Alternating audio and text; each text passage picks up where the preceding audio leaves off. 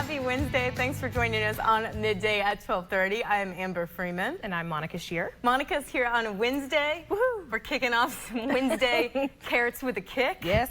I mean, we're going to start off that way. All right. How are you doing? I'm good. You know. I like seeing you on a Wednesday. Hey, it's not too bad. Middle of the week, all good things. Do you have any fun kid stories for us today? Fun kid stories. Fun kid stories. I love your kid stories. I think we all managed to make it through the weekend. It was me and two of my friends. We took our 7 collective children, though, to the pumpkin patch on Monday. And oh, how'd that go? I mean, you know, I survived. So no, that's a good story. Well, I mean, it was good. They played and had a good time, but it was just, you know. Do you pick out the face? Do you pick out pumpkins and then carve them? I mean, we all just told our kids we'd go to Walmart and pick them out later. So they got to pick up pumpkins and like show us the ones that they found. And we're all like, oh, that's a good one, you know. And but then put it down. So you'll carve pumpkins later. We'll carve pumpkins and paint pumpkins and do all that kind of process? stuff. My husband mainly does it, so I just kind of stand back and take pictures. Oh, okay. Well, that's a fun part. Yeah. I think we're going to carve pumpkins on the show next week. Fun. Which could get dangerous and messy, and you know I'm all about that. Yep. We're talking allergies because everybody apparently has the allergy bug right now. Yeah. Are they bad? I mean, you can hear me. I mean, I think with the weather shift and stuff, my kids have all kind of woke up sounding like they're 80-year-old people, but I know I sound like a man more so than normal. So that's how they wake me up, because my kids wake me up. That's how it works. But yeah, they sound amazing in the morning. Okay, well, hopefully you guys are all feeling a little better than some of us out here in TV, or sound better. That's probably the better word. It's just you don't want to go up to people. And our guest today, I was like, I'm so sorry, I don't want to touch you. I don't want to talk to you. I feel awful. All right, don't take it personal. Yeah, but apparently everybody's in the same boat. Yeah, I think everybody's so there. at least we're all together. Yep. Okay, wedding dresses. Yes. We're just going to make a huge jump right here. Do you still have yours? Absolutely, I still have mine. I have hopes that my daughter will want to wear something of it. She doesn't necessarily have to wear the actual full dress, but... So you're keeping it for that kind of reason? Yeah. Okay. Yeah. Well, apparently a lot of women, not myself, have a wedding dress collecting dust somewhere. I don't have that collection. But there is a new trend that is picking up steam. It's called upcycling. And instead of stashing their dresses away, they now use them as gorgeous, well, usable, I guess, mementos. And they're finding new ways to get life out of the dress instead of, you know, keeping them. I know growing up as a kid, my mom always had her wedding dress like under my bed in like this box. Yes. And she was always like, they had to do this to the box and vacuum it. And I was like, oh, what's in the box? Yeah. It's still going to be white 100 years from now. And you paid $9,000 for your dress to stay white 100 years from now. And are you going to know? Well, and that's the thing. It says that the average cost of a wedding dress is about $1,600. So a lot of people are saying, hello, let's take that money and use it for something else. Yep. You can't really wear your white floor length wedding dress out many places. No. I mean, if you do, props to you. I appreciate that. So some women have come up with ways to make other items of clothing out of them. There's like, you can see, there's a girl who made a shirt, it looks like that right there. You can't even tell that's a wedding dress. No, and it's super cute. Like, I'm surprised. Like, I'm like, please don't cut up my wedding dress, but then you see something like that, and it's like, okay. Yeah, this lady made a Pokemon-inspired little costume. Yeah, and a lot of women I've seen have used their wedding dress lace or their veil to make like christening gowns for their kids. Yes, I've seen those too. And what else have I seen? There was, I think some girl used her grandmother's wedding dress as her prom dress. Oh, that's cute. Like she cut it off a little bit and like made it, you know, it makes sense because I mean, they have these wedding dress shows where these girls go in there and spend like $80,000 on a dress. Yes. And then you're never going to do anything else with it again. So why not make it into something? Yeah, but mine's really pretty, and I'm a sentimental hoarder, and so I don't really want to cut up my dress, but at the same time, your daughter's going to wear it. We're putting that out in the universe. In some form or fashion, she's going to wear it, right? But I don't know if she's going to wear it as a bustier. Let us know if you are like Monica and have high hopes, or if you've done something with your wedding dress. A lot of people do those photo shoots where they're in the water and all that kind of stuff. Send us your pictures if you've done anything really cool with it. Let us know on Facebook or email us. We want to know what is up. Stay with us because still ahead, we're going to tell you about 2 upcoming events that are going to let you check your health for free. You're not going to want to miss this. Midday will be right back.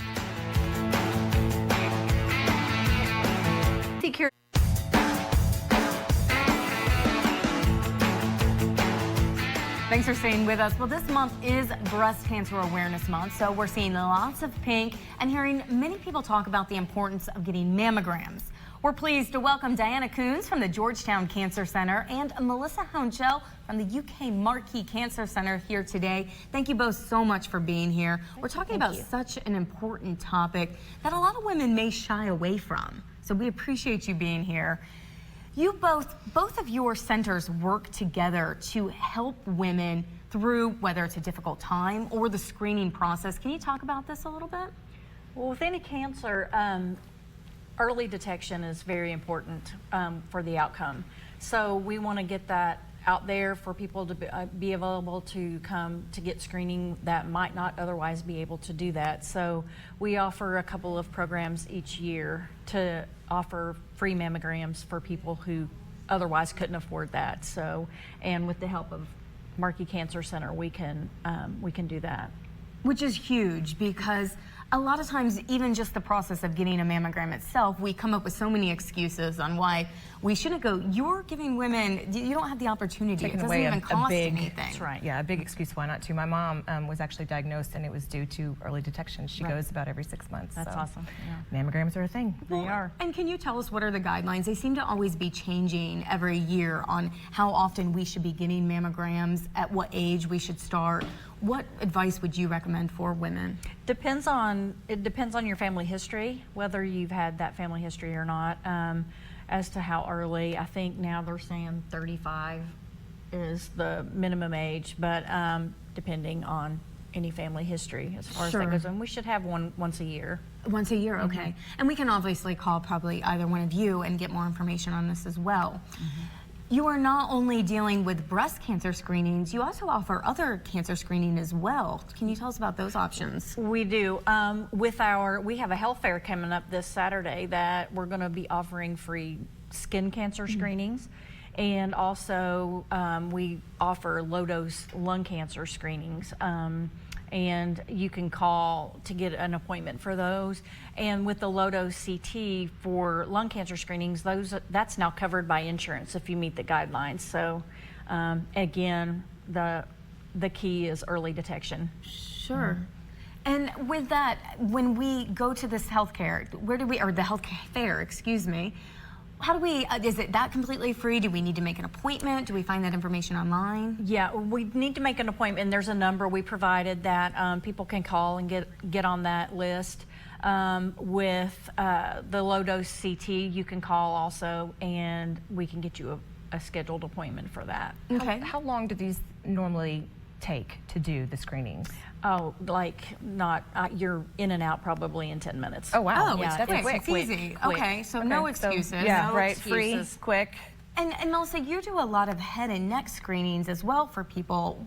Why would somebody need something like that? Yes, we offer a variety of screenings for the community as well, and they're free. Like Georgetown, we have a Ma'am Stay Out program for free mammograms. Also, our Heads Up screening. We actually have an event coming up next week on the 24th for Heads Up. It too is a very quick exam.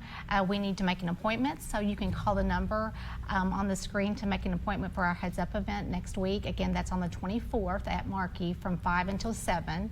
And then we also offer free colon cancer screening kits that folks can do at home.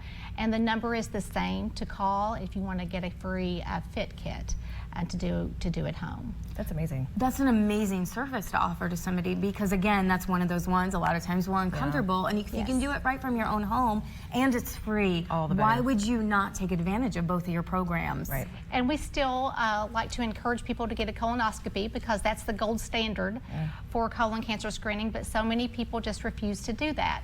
So we offer the free at-home kit as well. And what about if we have any questions at home on what we should be getting screened for, how we go through that process? Who should we contact? Well, I always encourage to talk to your primary care provider, because you know your family history. He or she, as your physician, knows your family history. So as Diana said, I mean, family history plays such a huge part in when you get screened. So certainly talk to your doctor. And then definitely take advantage of both of your health fairs. There's one Absolutely. Saturday and then on the 24th as well. And I think we have that information up on our screen with the numbers to call, as well as on our website. We'll have all of that. Thank you both so much for all you're doing for the community. Take advantage of these. Early detection, that's what you preach, is key to preventing so many things before they get out of hand. Right, and catching them early. Yes. It's the whole outcome. And like we said, they are giving you no excuses to get out of this. Take care of yourself. Take advantage. Thank you both so much for being here and for giving us all this information. It's crucial. We appreciate it. Stay with us. We'll be right back.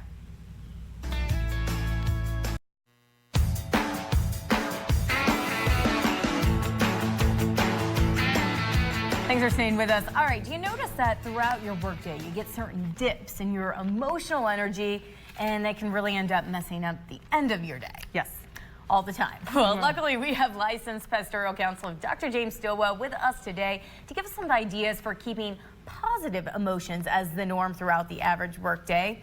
Thank you, Dr. Stillwell, so much for being here. So good to be here. Well, let's talk about these dips. And well, let's start out by what exactly is emotional energy? Emotional energy as opposed to physical energy. So physical, we all know we need to get enough sleep, eat right, and exercise. So you got that covered. So why am I having emotional dips? And it could be for a lot of reasons. I could be over-focused on my work. I could just be looking at the downside of things. And so it is energy that is negative or positive based on my thoughts and based on the stories I'm telling myself, or just too much concentration in one place. So this really is all in our head. This is a real thing. And in your head doesn't mean it's not a real thing. In your head means you have some control over this. And so I want to talk about some practical ways you can change what's in your head to give you different outcomes. Yeah, give me that, because seriously, yesterday was my day to have like a big time emotional dip, drop off the deep end, and I felt like I needed just a good smacking around to like snap back to life. So, this is really important to me because I see, 5 to 7 people every day, and when I have a break between clients, what do I do? How do I do that? Right. So the first one is think about the fact that you might be over-focused, okay? I'm too focused on this one thing, and so how can I change that? So it could be as simple as taking deep breaths, counting your in-breath, counting your out-breath until you feel a difference, or it can be as complicated as walking around the block for 20 minutes. So, somewhere between 2 minutes and 20 minutes, you can change that over-focus to something else. Something physical. Doing can help something physical mental. that helps the mental. Okay. The second one's gratitude practice. And put this in here because it really works. And if you have a discipline of picking up the phone and just thinking, who do I need to thank? Or making an appointment to take someone out because you just want to thank them. I was working on this before I came today, and so I went back into Starbucks and said, thank you. And I just laughed all the way to the car because I felt better, You probably made their day as Exactly. well. And that's the whole principle is if we try to keep all of our energy to ourselves, we're going to go down. If we try to give it away, we're going to feel better.